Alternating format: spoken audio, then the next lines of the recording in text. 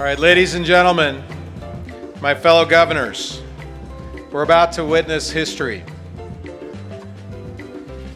I have the great pleasure of introducing the first African leader to ever address the U.S. governors in the history of the NGA. Ghana's president, Nana Akufo-Addo, has been focused on reshaping Ghana's economy. President Akufo-Addo is a champion of human rights, innovations in business and entrepreneurial ideas to pressing problems. In just his first year as president, he has opened the doors for increased state engagement in Ghana. Our two countries have been bound by shared values of democracy and human rights for decades. But there is an opportunity for the United States, and particularly these states, to grow this relationship further. This whole winter meeting has highlighted how governors in their states are leaders in innovation.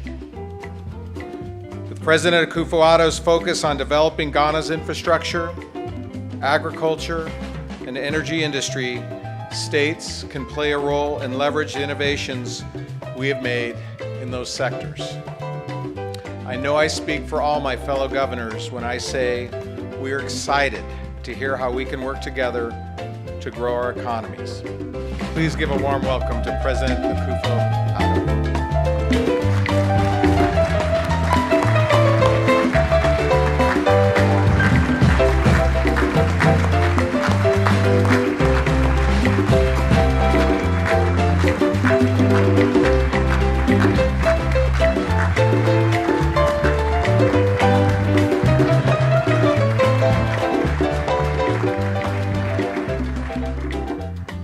Honorable Governors, I must at the outset express my sincere gratitude to the Chair of the National Governors Association, Governor Brian Sandoval of Nevada, and the Vice Chair, Governor Steve Bullock of Montana, and indeed the entire membership of this association, for the honor of this invitation to deliver this address at the National Governors Association 2018 winter meeting. The Ghanaian people, the first in sub-Saharan Africa to free themselves from colonial rule some 61 years ago, and pace setters today in the development of the principles of democratic accountability, respect for human rights, and the rule of law on the African continent, are truly appreciative and deeply humbled by your choice of their leader and principal servant to be given the opportunity to address this important annual meeting, which groups together all 50 governors, Republican and Democrat, of the states of this great federation, the United States of America. I recognize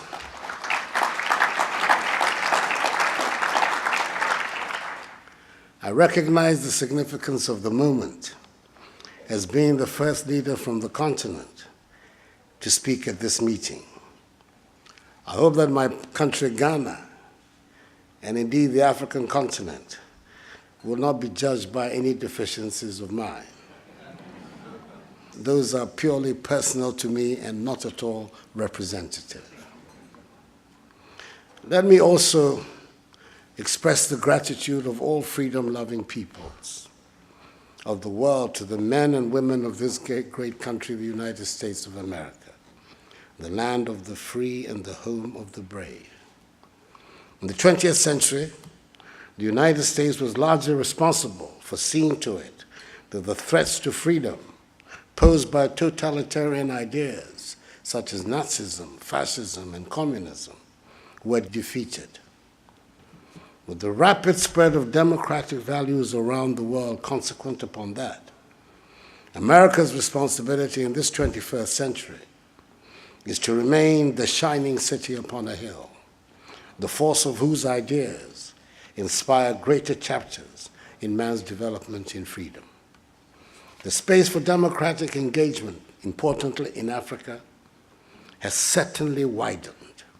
In my country, we have decided to make a full fist of it. In the era of the Fourth Republic, we have experienced the longest uninterrupted period of stable constitutional governance in our history, banishing the specter of instability that disfigured the early years of our nation's existence. Indeed, on 7th January last, we celebrated its silver jubilee. Democracy, equality of opportunity, and respect for human rights, ideals which have stood the test of time, have now found firm anchor in our body politic. We have had 5 successive presidents in the Fourth Republic, with peaceful transfers of power from a governing to an opposition party on 3 separate occasions, the latest being in 2016, which brought me to office. Honorable Governors, my party, the New Patriotic Party, and I won the 2016 elections because the Ghanaian people were dissatisfied with their living conditions and the direction in which Ghana's economy, and indeed the country, was headed. They believed we were different and could put in place the requisite measures to improve their living conditions. My government's program of economic transformation is hinged on restructuring the institutions of our governance, modernizing our agriculture to enhance its productivity, a clear industrial policy, and rationalizing the financial sector so that it supports growth in agriculture and growth in manufacturing and industry.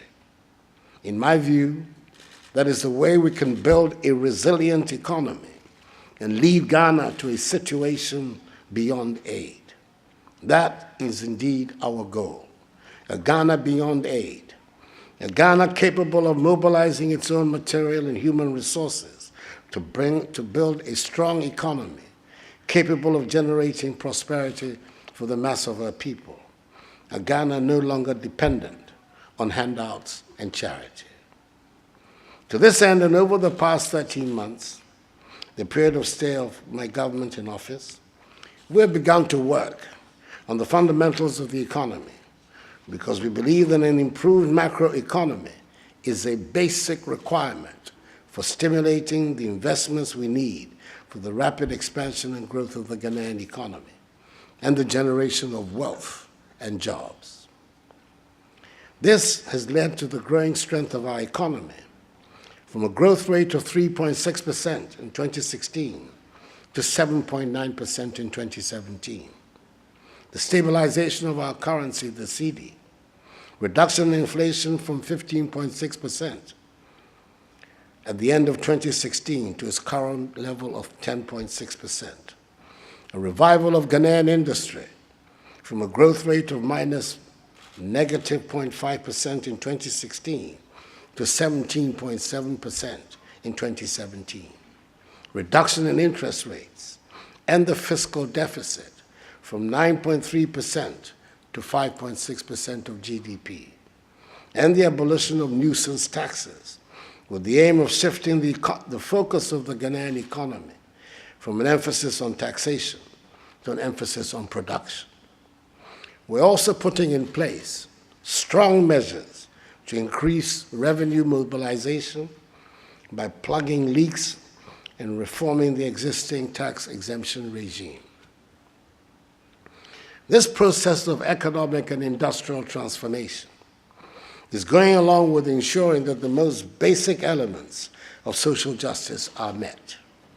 We've begun to make quality basic education, i.e. education from kindergarten through to secondary school, accessible to all of Ghana's children. Through my government's policy of free secondary education in our public schools, launched in September 2017, at the beginning of this academic year, 90,000 more children gained access to senior high school in 2017 than they did the year before.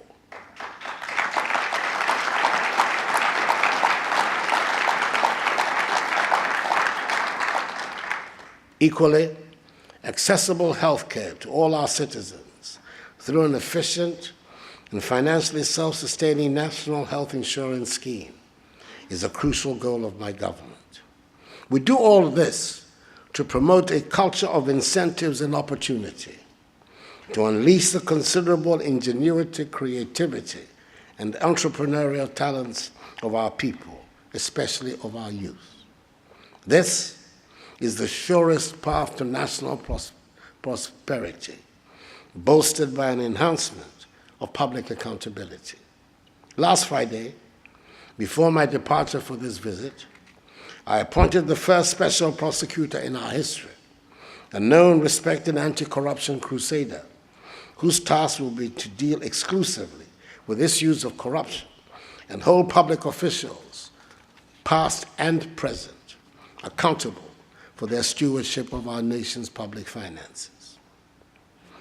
A key challenge of our economy, like many other economies in Africa, is our infrastructural deficit. We're embarking on an aggressive public-private partnership program to attract investment in the development of both our road and railway infrastructure. We are hopeful that with solid private sector participation, we can develop a modern railway network with strong production center linkages and with the potential to connect us to our neighbors to the north, i.e. Burkina Faso, the west, i.e. Côte d'Ivoire, and to the east, i.e. Togo. Apart from prosecuting their agenda of building with the private sector at least one factory in each district of Ghana, the time has come for Ghana to develop strategic industries out of its abundant natural resources of bauxite and iron ore. We shall shortly establish an integrated bauxite aluminum development authority to assemble the relevant financial resources for the systematic exploitation and development of our bauxite deposits. By the same token, we've decided to exploit our substantial iron ore and manganese deposits situated in the western and northern regions of our country to build an integrated steel industry to serve the needs of our country and region. We're making systematic efforts to develop our new oil and gas industry, into which ExxonMobil has just appeared, signing on 18th January of this year a major offshore oil and gas exploration and production agreement with Ghana. We're determined also to establish the relevant petrochemical industry to take advantage of the growth of our oil and gas industry. There is a lot of opportunity for American capital, technology, and enterprise in Ghana and indeed in Africa. And we welcome companies from all your states to participate in the exceptional opportunities that exist in our country and on the continent. We appreciate the continuing support offered to our country and to the financing of our budgets by the American people and their government. Thus, towards the holding of the 2016 elections in Ghana, the election which brought me to office, the United States contributed some $7 million towards the holding of that election. We received $547 million from the Millennium Challenge Compact 1, negotiated by the Kufuor government with the Bush government when I was Ghana's foreign minister. It was satisfactorily completed.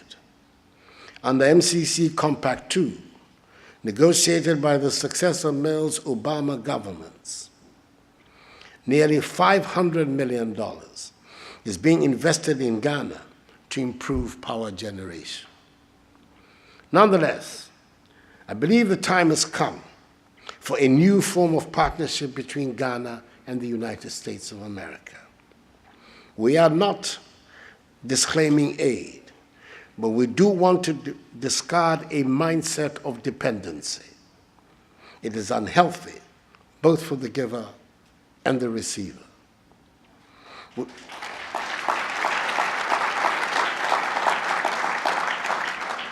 We want our relations with the United States to be characterized by a substantial increase in trade and investment cooperation. This is the way to develop healthy relations between our two countries and thereby strengthen our economies and raise the living standards of our two peoples.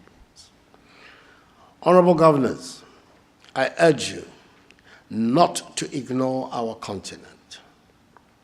Many people say that this is the Asian century, but I believe strongly that this can be Africa's century.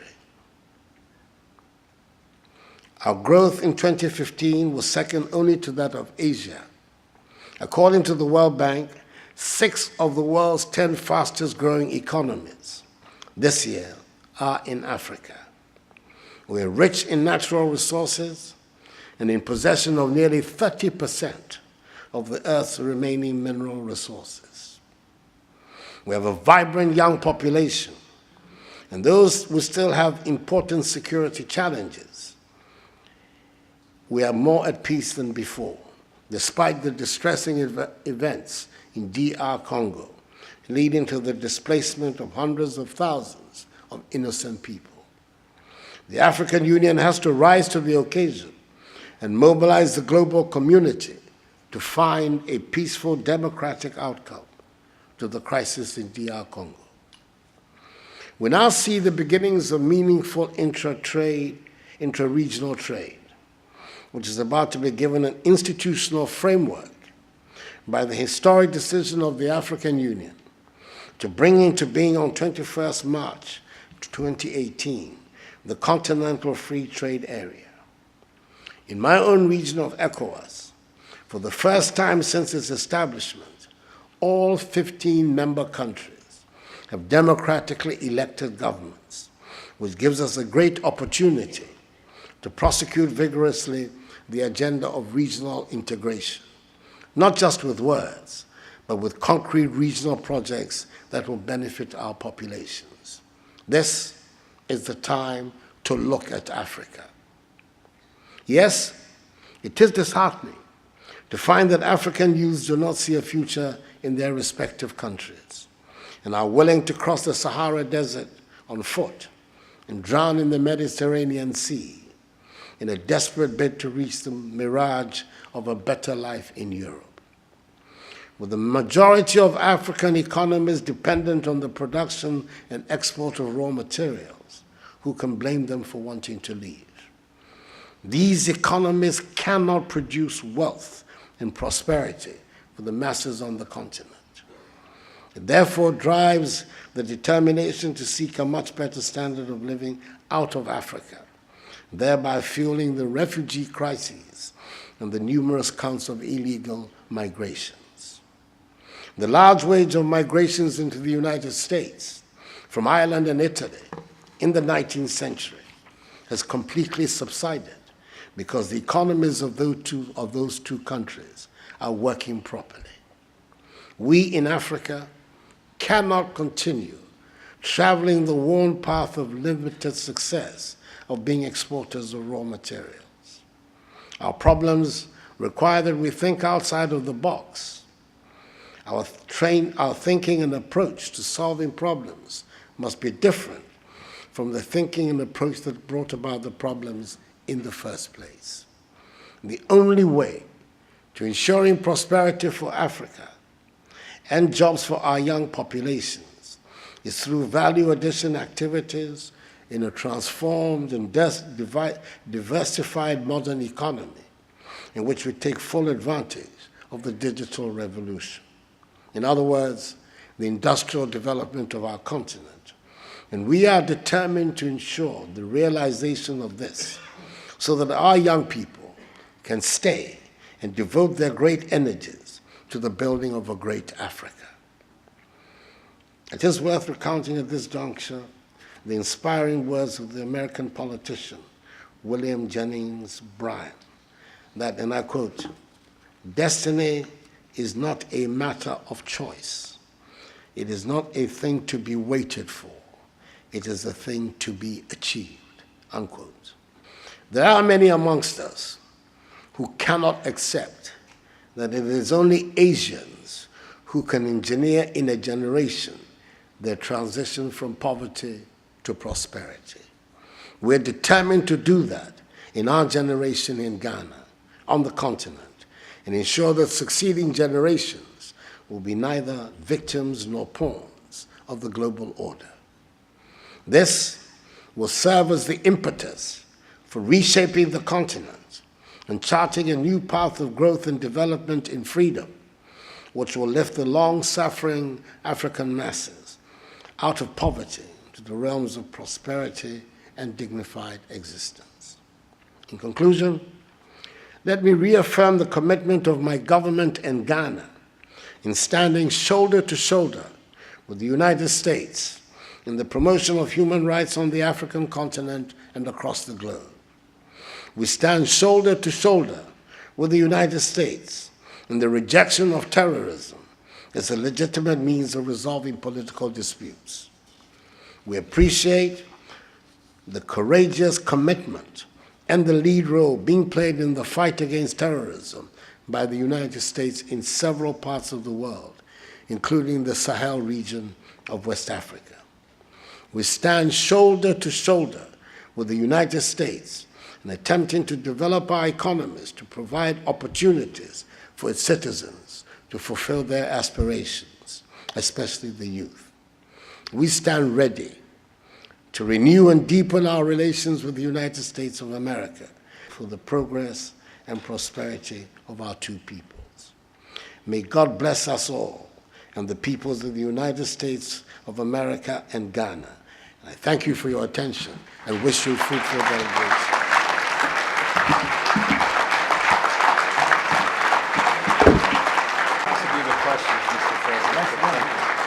That was very inspirational. Thank you for making history. Yes, please.